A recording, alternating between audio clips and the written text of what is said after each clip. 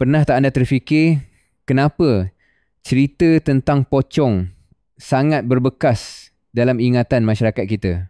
Pocong, dengan istilah teknikalnya mayat terbungkus kafan, bukan sekadar cerita kosong.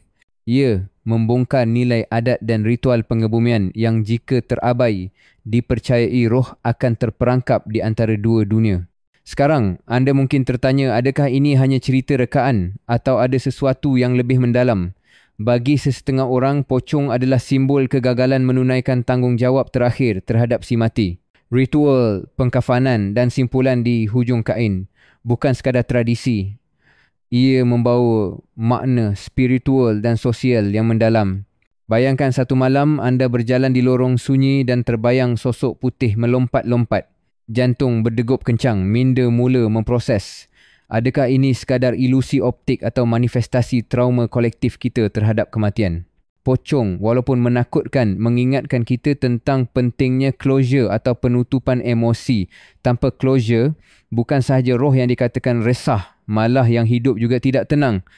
Jadi adakah pocong benar-benar wujud secara fizikal atau hanya wujud dalam ketakutan yang diwarisi? Kita akan selongkar lebih jauh dalam kisah ini.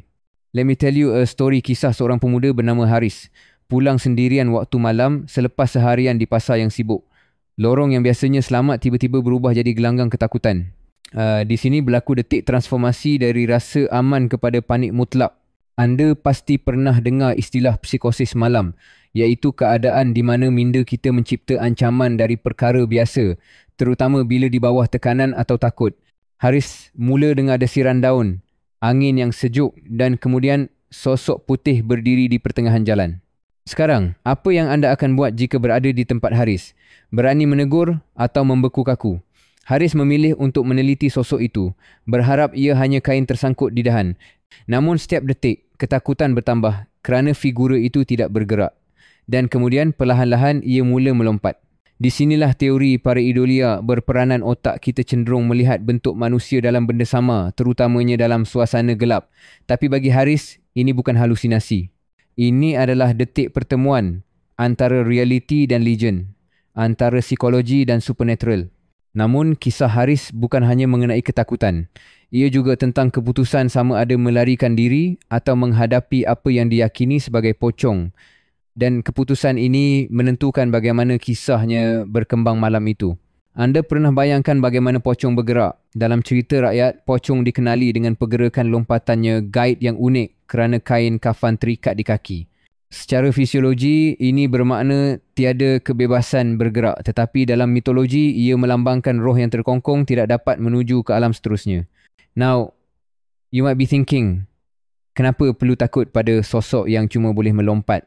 Sebenarnya, bunyi hentakan lompat pocong sering digambarkan seperti Doppler effect, iaitu bunyi menjadi semakin kuat bila objek mendekat. Ini mencipta pengalaman audio yang menggerunkan, memaksa minda kita membayangkan ancaman yang nyata. Haris, dalam keadaan panik, tak sempat berfikir panjang. Setiap lompatan pocong seolah-olah menghantar gelombang ketakutan seperti ripple effect, di mana satu tindakan kecil memberi impak besar pada perasaan seseorang. Pocong melompat dengan perlahan pada mulanya, kemudian semakin laju. Setiap kali Haris menoleh, sosok itu semakin dekat, seolah-olah melanggar logik ruang dan masa. Seorang penonton mungkin bertanya, adakah ini sekadar imajinasi atau benar-benar terjadi? Di sinilah mitos dan realiti bercampur. Setiap rakyat Malaysia ada memori sendiri tentang bunyi malam yang misteri. Pocong jadi metafora untuk ketakutan yang kita tak berani hadapi secara langsung. Tapi bagaimana akhirnya Haris melarikan diri? Selepas berlari tanpa henti, Haris akhirnya tiba di rumah ketua kampung. Seorang yang dikenali sebagai pakar adat atau dalam istilah lain, cultural mediator. Di sinilah berlaku pertembungan antara generasi muda yang skeptikal dan generasi lama yang kaya pengalaman. Ketua kampung berkata, pocong hanya akan pergi jika ritual pemakaman disempurnakan. Ini merujuk pada konsep ritual closure, proses psikologi dan spiritual yang membolehkan roh dan keluarga yang ditinggalkan mendapat ketenangan. Anda mungkin tertanya, mengapa begitu penting? Menurut psikologi, ritual bukan sekadar upacara luar, tetapi juga memberi ruang untuk proses katarsis melepaskan emosi terpendam. Tanpa ini, individu dan komuniti cenderung memikul beban emosi yang berpanjangan. Cerita Haris mengingatkan kita jika ada ritual yang tertinggal, bukan saja roh yang terikat, bahkan manusia yang hidup juga terikat pada rasa bersalah dan ketakutan.